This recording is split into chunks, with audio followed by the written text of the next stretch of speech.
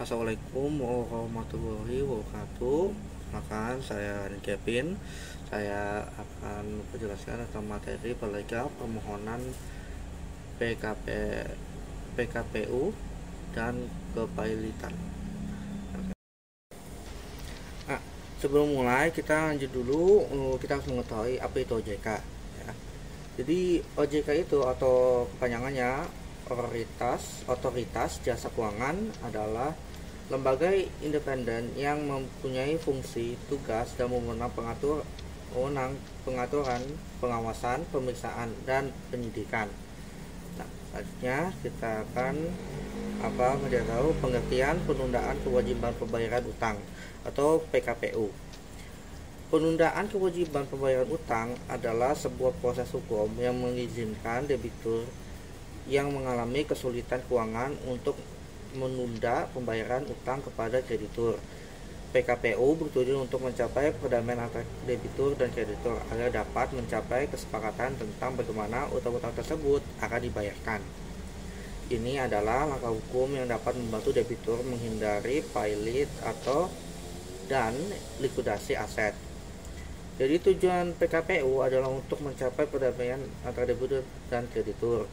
Pada pasal 222 ayat 2 Undang-Undang PKPU menyatakan bahwa PKPU bertujuan untuk membuat kesepakatan bersama yang termasuk dalam rencana perdamaian.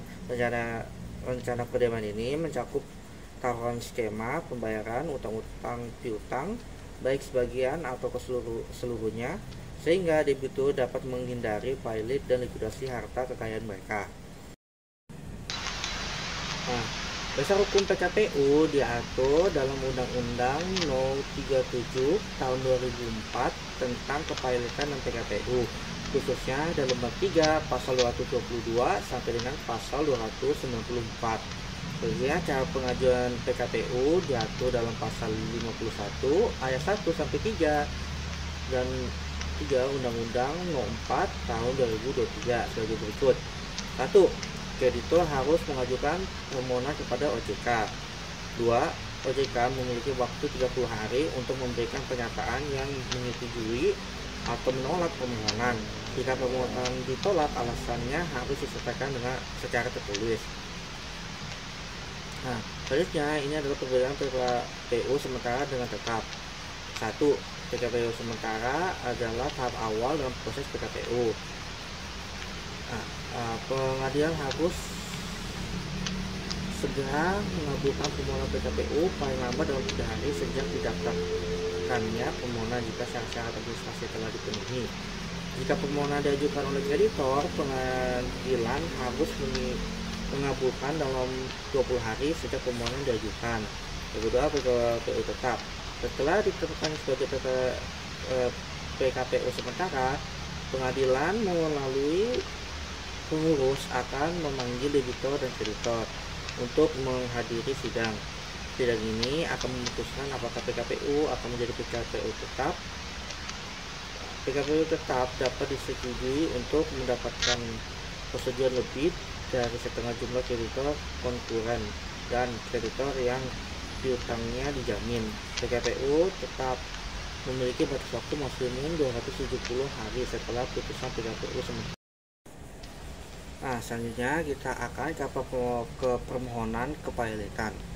Nah, jadi pertama definisi kepailitan yang diatur dalam POJK 21 tahun 2022 adalah sita umum atas semua kekayaan debitor pailit yang pengurusan dan pemberasannya dilakukan oleh kurator di bawah pengawasan hakim pengawas. Sedangkan definisi penundaan kewajiban pembayaran utang adalah permohonan dengan maksud untuk mengajukan rencana perdamaian yang meliputi tawaran pembayaran sebagian atau seluruh utang kepada kreditor. Dalam rangka memberikan pedoman pedoman atas cara dan mekanisme permohonan kepailitan atau penundaan kewajiban pembayaran utang yang dilakukan kreditor perusahaan efek atau oleh perusahaan efek itu sendiri. OJK telah menyusun pedoman penanganan permohonan kepailitan dan penundaan kewajiban pembayaran hutang terhadap perusahaan efek dalam POJK 21 2022. Dalam POJK 21 tahun 2022 ini diatur bahwa permohonan pernyataan kepalitan perusahaan efek dan penundaan kewajiban pembayaran hutang terhadap perusahaan efek dilaksanakan sesuai dengan ketentuan peraturan perundang-undangan dan hanya dapat diajukan oleh OJK.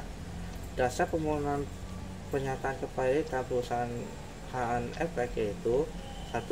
Diajukan paling sedikit 2 kreditor yang memiliki paling sedikit 1 hutang yang telah jatuh tempo dan dapat ditagih terhadap perusahaan efek.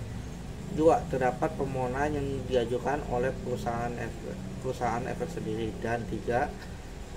Pelaksanaan fungsi tugas kewenangan OJK. Selanjutnya, dasar permohonan penundaan kewajiban pembayaran utang perusahaan efek meliputi diajukan paling sedikit 2 kreditor yang memperkirakan bahwa perusahaan efek tidak dapat melanjutkan membayar utangnya yang sudah jatuh waktu dan dapat ditagih. 2. Terdapat permohonan yang diajukan oleh perusahaan efek sendiri. Dan 3. Pelaksanaan fungsi tugas dan kewenangan OJK.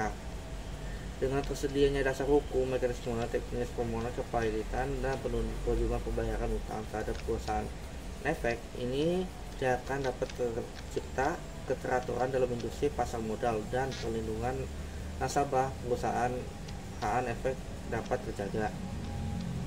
Nah, selain itu agar bisa lebih lanjut, lebih jelas, kalau lebih ngerti peraturannya, yaitu ini ada bukunya, bisa kalian cari online atau mungkin beli buku aslinya langsung, yaitu bernama Kumpulan Peraturan Perundang-undangan dan putusan Mahkamah Konstitusi terkait kepalitan dan PKPU.